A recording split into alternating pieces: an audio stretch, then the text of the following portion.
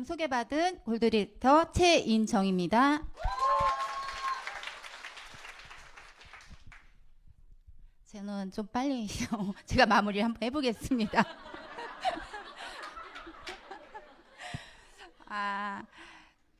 저는 삼남이녀의 둘째 시골에서 태어났습니다. 저의 어린 시절을 돌아보면 저는 부모님에게 제가 원하는 것을 한 번도 이야기를 해본 적이 없습니다. 왜냐하면 어려운 형편에 저희 부모님은 제가 이야기를 해도 들어주지 못할 거라는 것을 저는 알고 있었기 때문입니다. 그래서 저는 결혼을 하면 저희 아이는 저와 다른 삶을 살기를 원했고 마음속으로 늘 그렇게 생각하고 살았습니다. 그런데 결혼을 해서 살다 보니까 마음처럼 되지 않더라고요. 저도 똑같은 부모가 되어 있었습니다. 제가 돈이 없어서 경제적으로 어려워서 아이들에게 해주지 못하는 것을 아이들에게 제가 합리화를 시키고 있었습니다. 여기에 계시는 여러분들은 20대의 삶이 어떠셨나요? 저는 사실 20대의 삶이 행복하지 않았습니다. 20대 초반에 이른 나이에 아이를 출산해서 키워야 했고 어린 나이에 아이들을 낳다 보니까 솔직히 남들이 저를 바라보는 시선이 굉장히 싫었어요. 그래서 바깥 활동도 잘 나가지 않게 되었고 저는 할 수 있는 일이 아무것도 없었습니다. 아이를 키우다 보니까 직장 생활을 해본 적이 경험이 없거든요. 잠깐 이거 PT가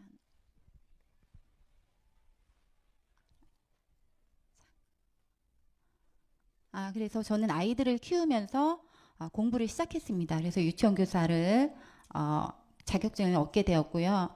그렇게 해서 저는 19년 동안 유치원 교사로 근무를 했습니다. 저는 아이를 키우면서 직장 생활을 하는 것이 쉽지만 않았지만 그래도 저는 아이들을 사랑했고 무척 좋아했습니다. 그래서 저의 직업에 대해서 굉장히 만족을 하고 살았습니다. 그렇게 저는 저의 결혼 생활은 행복할 줄 알았거든요. 그런데 그렇지 못했습니다. 제가 20대 후반에 홀로 아이들을 키우는 상황이 되었고 제가 경제 활동을 하게 되었습니다. 그런데 제가 말씀드렸듯이 저는 20대 초반에 아이들을 키웠고 일을 해본 적이 없기 때문에 제가 할 수 있는 일이 아무것도 없었습니다. 그래서 그때는 유일하게 할 수 있는 일이 유치원 자격증을 가지고 있었기 때문에 유치원 교사로 19년을 근무를 했습니다.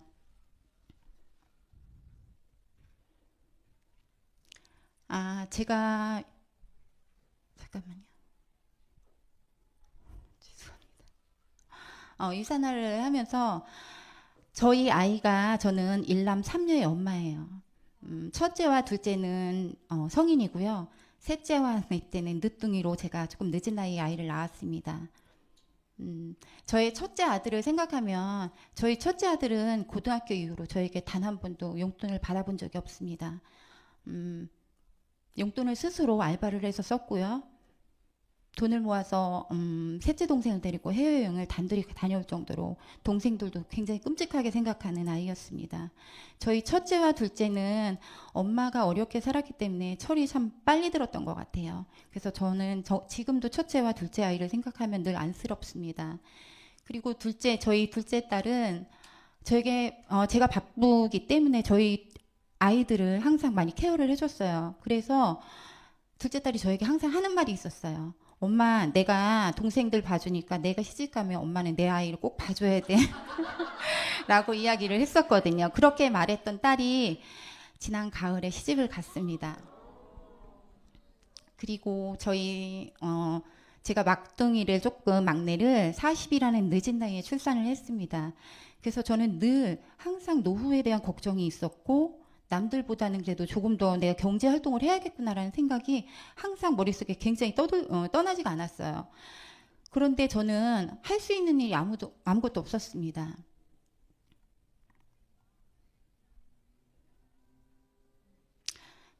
그래서 시작했던 것이 유치원 교사로 근무를 하면서 남편이 피자 가게를 운영을 하게 되었습니다.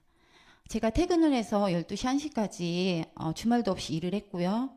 처음에는 자영업을 했을 때 괜찮았습니다. 수입이. 그런데 시간이 흐르면서 주변에 하나둘씩 피자 가게가 생기면서 매출은 감소하게 되었고 저는 이때까지만 해도 진짜 직장인들의 꿈이 자영업이잖아요. 자영업을 하면 나의 노후도 준비를 할 수 있고 우리 아이의 미래도 준비할 수 있을 거라고 생각을 했습니다. 그런데 그 현실은 너무나 다르더라고요. 제 시간이 흐르면서 점점 제 몸은 건강은 나빠졌었고 저는 자영업을 하면 제가 시간을 마음대로 사용할 수 있을 줄 알았어요. 근데 그렇지 않았어요. 친구가 그러던 중에 저에게 자영업은 창살 없는 감옥이다라는 말을 했는데 저는 정말 그 말에 공감이 엄청 됐거든요. 그렇게 해서 어린 아이들이 있었기 때문에 저는 주말에도 정말 피곤하고 쉬고 싶었는데도 아이들이 하루 종일 가게에 있는 것이 안쓰러웠어요. 그래서 정말 주말이면 피곤한 몸을 이끌고 아침 일찍 일어나서 공원이라도 다녀서 갔다 오면서 가게를 오픈을 하게 되었습니다. 그런데 어느 날 저희 셋째가 저에게 하는 말이 있었어요. 엄마, 친구들은 주말이면 놀러 가는데 우리는 왜 매일 가게에만 있어? 라고 했을 때 저는 잠시 저를 뒤돌아보는 시간이 되었습니다. 제가 이렇게 열심히 살았던 이유는 아이들의 미래를 위해서 아이들이 조금 더 좋은 환경에서 살기를 원했기 때문에 제가 제 몸이 힘들어도 투잡을 부업을 해가면서 일을 했었는데 아이에게 지금 정작 필요한 거는 그것이 아니었던 것 같아요. 그래서 저는 자영업을 하면 나의 노후와 아이들의 미래를 준비할 수 있겠구나 하는 환상에서 깨지고 4년 동안 운영하던 피자 가게를 정말 빚을 엄청 지고 폐업을 했습니다. 그런데 지금 100세 시대라고 하잖아요. 저도 마찬가지였고 모든 직장인은 퇴직을 해야 하고 그 퇴직 후의 삶을 저 또한 무척 걱정을 하고 살았던 것 같아요. 그래서 많은 직장인들이 퇴직을 하면 퇴직금을 가지고 피자 가게든 치킨 가게든 자영업을 하죠. 그 생각을 많이 하시잖아요. 저도 마찬가지로 그렇게 해서 자영업을 시작했었는데 현실은 그렇지 않았습니다.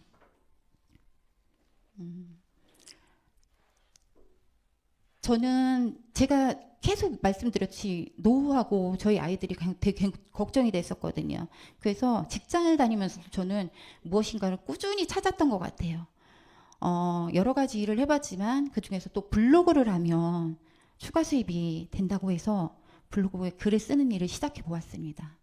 그런데 저 글 쓰는 재주 정말 없거든요. 저처럼 글 쓰는 재주가 없으면 정말 이게 쉽게 아무나 할 수 있는 일이 아니더라고요. 그렇게 하면서 그렇다고 손을 놓고만 있을 수는 없었습니다. 그래서 제가 유산화를 알게 된 계기가 저희 직장 동료로부터 저는 사실 제품으로 전달을 받았거든요. 저희 아이가 물사마귀가 생기면서 2달 정도 병원에서 약을 먹고 있는데도 사라지지 않았어요. 그때 소개받은 제품 유산화 제품이었습니다. 저는 사실 비타민을 믿지를 않았어요. 밥만 잘 먹으면 되고 비타민보다는 한약이나 홍삼 제품을 아이들에게 먹이고 있었고 그런데 제가 유산화 제품을 소개받고 2주 정도 먹였는데 거짓말처럼 정말 싹 사라지는 경험을 했어요. 그래서 저는 이 유산화라는 게 되게 궁금했었거든요.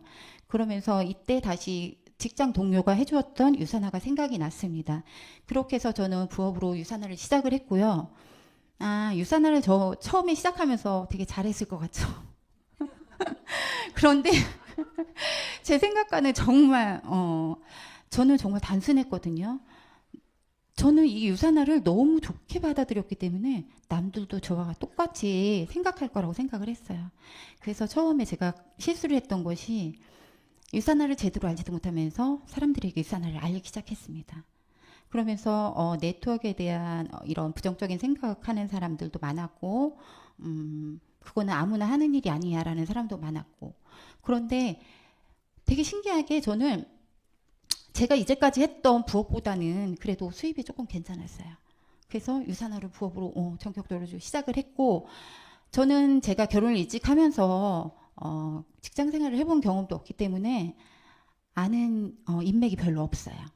그런데 제가 유산화를 이렇게 전달을 하면서 그 많지 않은 인맥들을 사이가 되게 좀 멀어지는 계기가 되었어요. 그래서 되게 막막했어요. 저는 정말 유산화를 꼭 성공을 하고 싶었거든요. 그래서 스포너님과 상의를 하면서 라이브 미팅을 하면서 저는 처음부터 다시 시작을 했습니다. 스포츠님께서 제일 처음에 저에게 하신 말씀이 인맥이 없으면 취미나 모임에 나가서 새로운 사람들을 만나라고 이야기를 하셨어요. 근데 저는 정말 싫었거든요. 저는 새로운 환경이나 새로운 사람들한테 적응하는 게 지금도 너무 힘들어요. 근데 제가 성공을 하려면 하기 싫은 일을 해야 됐고, 저의 인맥이 없었기 때문에 어쩔 수 없이 스폰서님이 말씀하신 대로 모임이나, 제가 노래 동호회에도 가입도 했고요.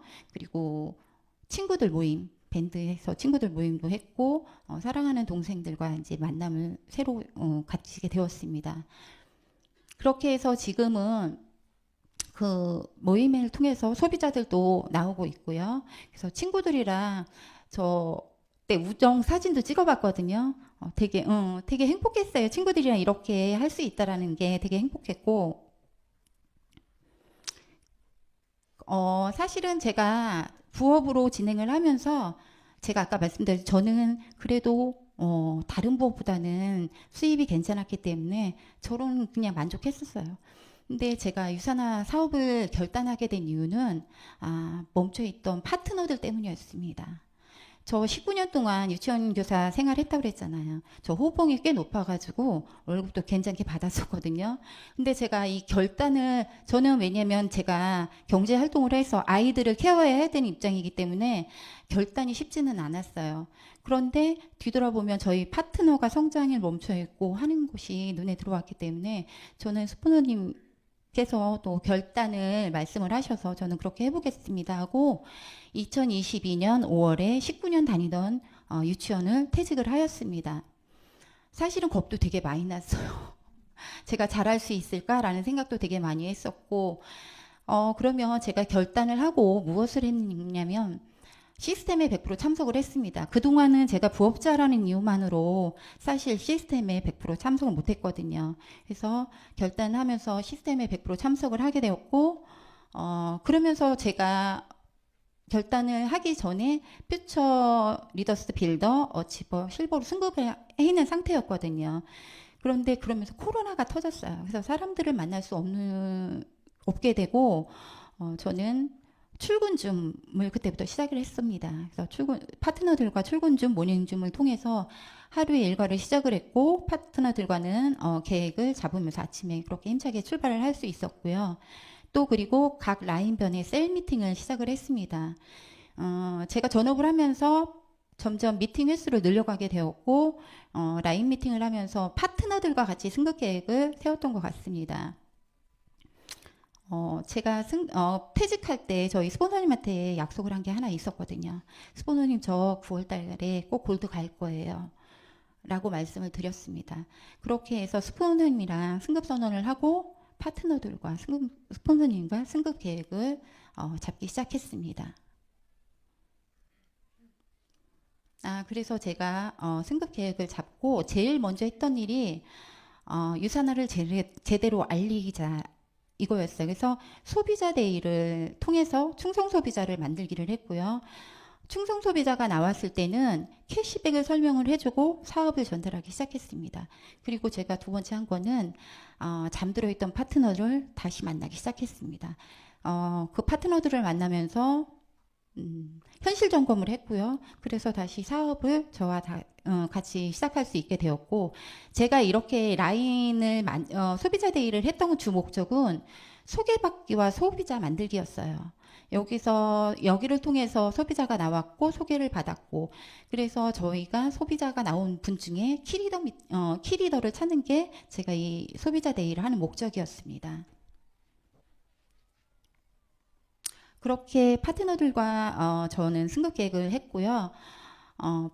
제가 승급 계획을 하면서 퓨처 리더스 파트너가 3명이 나왔습니다.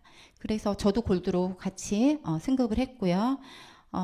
지난 1월에 그때 같이 승급한 파트너들과 어워드나이트를 다녀왔습니다. 그래서 저희가 이거 하면서 드레스 고르는 것도 너무 행복했고요.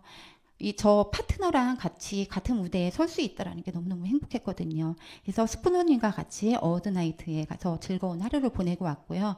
이날 저희는 또 다른 목표를 세웠습니다. 계획을 세우고 2023년 계획을 이야기했고, 제가 골드를 가면서 제일 가슴 아팠던 게 아빠예요. 제가 이 강의를 준비하면서 아빠랑 찍은 사진이 진짜 유일하게 이거 한 장이더라고요. 저희 아빠가 15년 정도 편찮으셨었는데 돌아가시기 2, 3년 전부터는 굉장히 힘드셨어요. 중환자실에 피를 토하면서 몇 번씩 입퇴원을 반복하셨었고 그래서 지난 6월에 하늘나라로 가셨어요. 근데 제가 골드를 진행을 하면서 내가 왜 빨리 결단을 못했을까라는 생각을 많이 했습니다.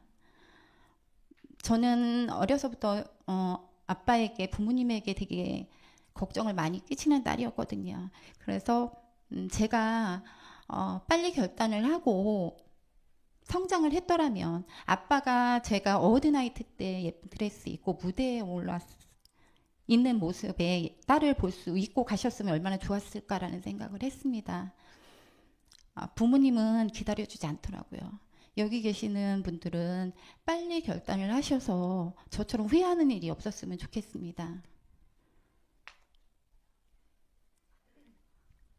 그리고 저는 2023년 또 다른 꿈을 꾸고 있습니다.